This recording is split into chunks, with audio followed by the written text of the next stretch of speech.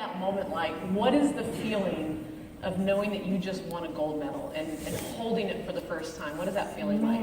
It's literally, I mean, words don't suffice, clearly. I want to equate it to having a baby, but that's probably not appropriate. It's a very different feeling. Yeah, completely. But it's every emotion wrapped into one, you know, and it truly is. Like, when I first got, I mentioned it in the video, when I first got my first gold medal, on the back of it in ancient Greek, it says, it's about the journey, not the destination. And when I first got that, I was like, that's for the losers.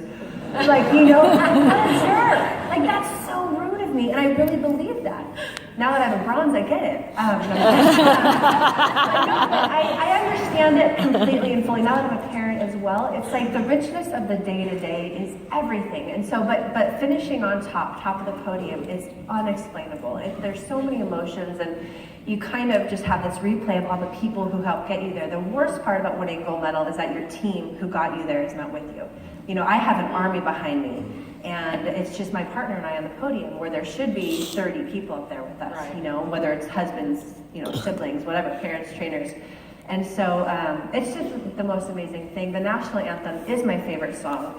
I like wink at flags when I go by. Like, I'm the most corniest person, but it's changed my life. You know, and such a big part of it. Like, do you guys watch the Olympics and beach volleyball in particular? Yeah. Like, I honestly, like, when I'm about to take the court, like, I literally think of the army of badasses of Americans behind me. And you're part of that mission and the love that we get. And it's just like all these little components that you just think about and you're so grateful for. And it makes you greedy for more. Wow. Like, oh my gosh, 3 gold medals, I cannot stop there. You know? It makes you even more hungry. It really does. Yeah, and so that's why I'm looking forward to the journey to Tokyo. But I really want to go out on top. And what I've learned, you know, I've been to 5 Olympics, and I feel like I've done it the right way and I've done it the wrong way. The right way is living in the moment, living the journey, living the day-to-day. The wrong way is being only focused on outcome, on the end result. So for the Olympics, it's a quadrennial, so it's once every 4 years. Right. So if I'm going to wait until August 18th, 4 years from now, to be happy and to feel proud, I'm in trouble. And I lived one Olympic cycle that way. It was Beijing, we won gold, but I almost lost my marriage. I got pregnant with a baby, and I was so disconnected from my world because my identity was wrapped up in this one thing that I wanted so bad, and I took for granted the relationships in my life. And so I learned the biggest lesson of my life is to not focus on the end results. You have to be focused on the day-to-day, and you know, I've learned along the journeys, and every Olympic cycle has been so vastly different. There's so much life that's lived in 4 years. My first Olympics, I had no babies. I was 22.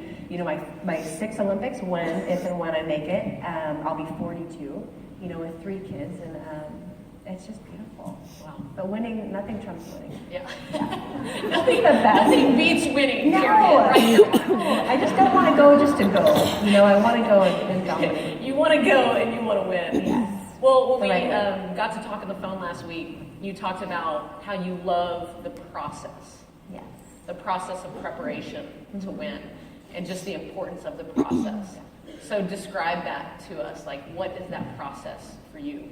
Man, you know, I'm surrounded by the raddest people. Like, I am not the smartest, I am not the most physical, I'm not the most anything in my group. I'm just surrounded by people who elevate me, and that's a big part of my process, is aligning myself with people who see better in me than I believe I have. And they love me unconditionally enough where I trust them, so I put myself out there. You know, I make myself uncomfortable every day. Being uncomfortable is a huge part of growth.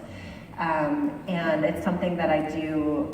I make that choice often. Like my sports psychologist, he goes, Keri, if you have a situation where you can be safe and comfortable and be successful, or if you can go out on a limb and be uncomfortable, he's like, always choose discomfort. And just having him say that, I'm like, ooh, discomfort. But it's amazing. You know, that's where the growth happens. So my process is just to go all in. You know, I don't half-ass anything. I never want to half-ass anything. I believe you have to be all in, body, mind, and spirit. And then you have to know that it is a journey. You know, I know where I want to end up at the end of my 4 years. And I just know that I'm going to have stages of development. I'm going to have plateaus. I'm going to have setbacks. But I feel like if you know why you're doing it, if you know where you want to go, you can suffer any, you know, challenges along the way. And to me, I've had 6 shoulder surgeries now. I just had ankle surgery for the first time, and it's, injuries are part of life and part of sport, and every single time it just makes me look in the mirror being like, how bad do you want this kid? Right. And what are you willing to do? And without hesitation, like my inner voice is like, I will do what it takes. I will show up every day, and I'm going to come back stronger. And that's such an empowering thing, I love that you said the words, you have to be all in. Yeah. We say that at Camp Gladiator a lot, because in order to be successful in anything, you have to give your whole 100%. heart to it. You have to give your entire energy and being to it. And I love that you've done that, and you've become successful because of that, which is so cool. Well, so in beach, you obviously have one other partner, which is a unique situation. So fun, yeah. So tell us what the relationship between you and that partner has to be in order for you guys to be a championship team. Yeah, well, I've been blessed with amazing partners from the start. I came out on the beach, I was partnered with Misty May, who was literally like the Michael Jordan, the Kobe of my life, growing up in juniors, and to have the chance to play with her was just incredible. And then followed that up with April, and now my partner, Nicole.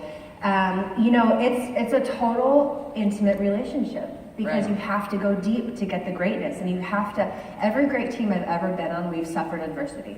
Misty and I, her mother passed away our second year together, and we bonded and got so close together. We had 10 years to develop our relationship. With April and I, we had 3 years together, and we fought, I dislocated my shoulder, and I had to play left-handed, and she had to carry this load, and when you're vulnerable with your partner, there's so much strength there. Right. And so the best teams I've been on, we have fought for each other. We have engaged. So much of my life, I was telling you earlier, I was told to not complain, suck it up, do your job, no excuses. And that's how I live my life, usually, most often. But when my husband and I went through hard times right after Beijing, because I was so focused on the end result, our marriage, he's my sports psychologist, he helped us, and he's like, Keri, do not be afraid for conflict. Conflict is intimacy. Don't live there, but you have to engage, you have to fight for it. Right. And something that, I'm reflecting on my partnership with April this last Olympics, and I think that we were so physical and so gifted that I didn't go deep enough on the emotional and mental part. And it shows up in weird, interesting ways, and I'm in this for the relationship. I'm on a team for a reason. I'm not a solitary athlete. I'm not a solo athlete. I want the richness of a relationship. Right. And so what I would encourage all of you, and I think that you guys clearly do it very well, is that you develop your people and you have this connection. And the deeper that connection goes, the more you're going to win. And more importantly, the stronger you're going to become. You're going to grow through the challenges and through the defeats, because you're in it together.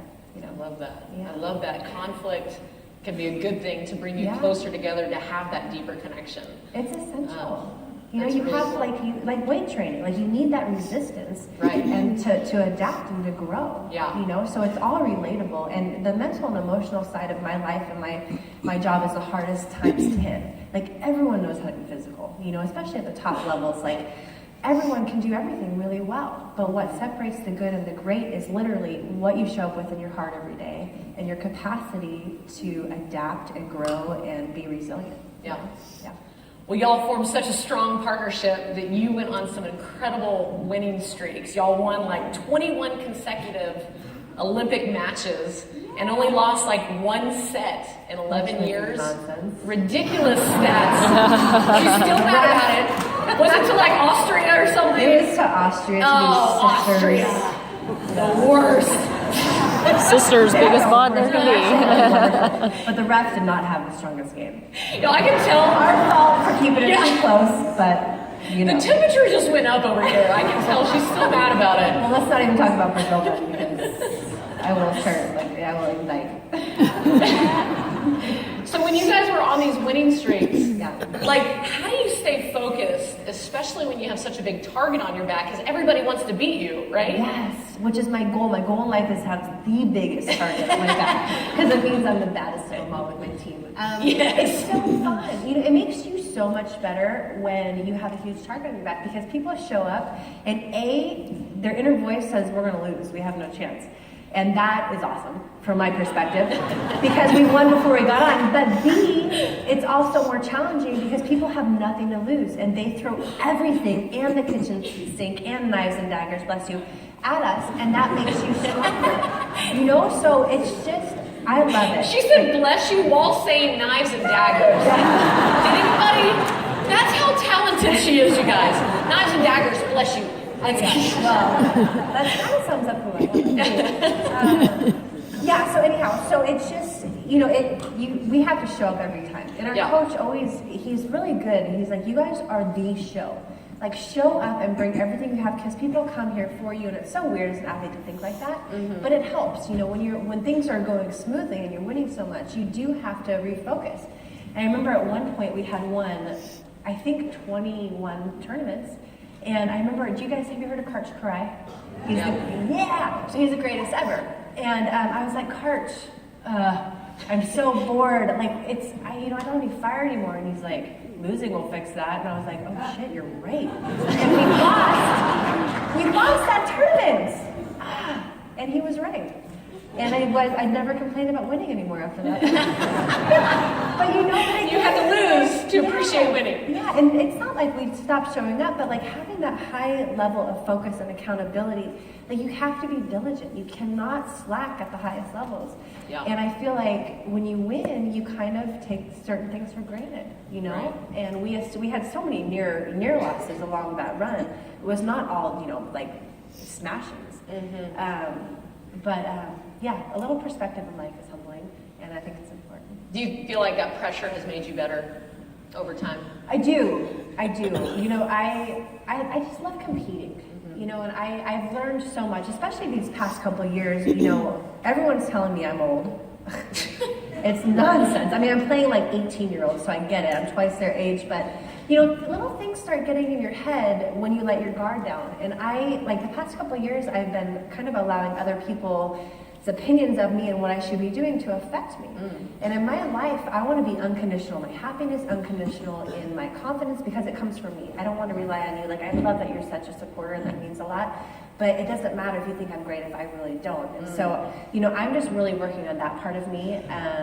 And I don't remember what your question was. But, I love where you're going with this, though, is you have to draw your confidence from yourself. It can't be how other people think or feel about you. Yeah, and and 100%. And I learned that very early on. I remember when I was literally probably 10 years old, I was in this race. And I finished third. It was like a 3-mile race on soft sand in Santa Cruz. And at the end of the race, my family was there and they're cheering me on, and I finished third. I was behind these 2 boys, and everyone's like, it's okay, you were the first girl. I was like, what? Like, I was going to win. But my parents were like, Keri, why didn't you push harder at the end? And why didn't you do more? And I'm like, and it was so weird to me, and it was like, that's all I had. I gave everything I had. And I had security in that, and it was the lesson that I'm okay with. If you think I fell short, that's okay. I feel like I kicked ass. Right. And so I'm really trying to bring that into my adult years.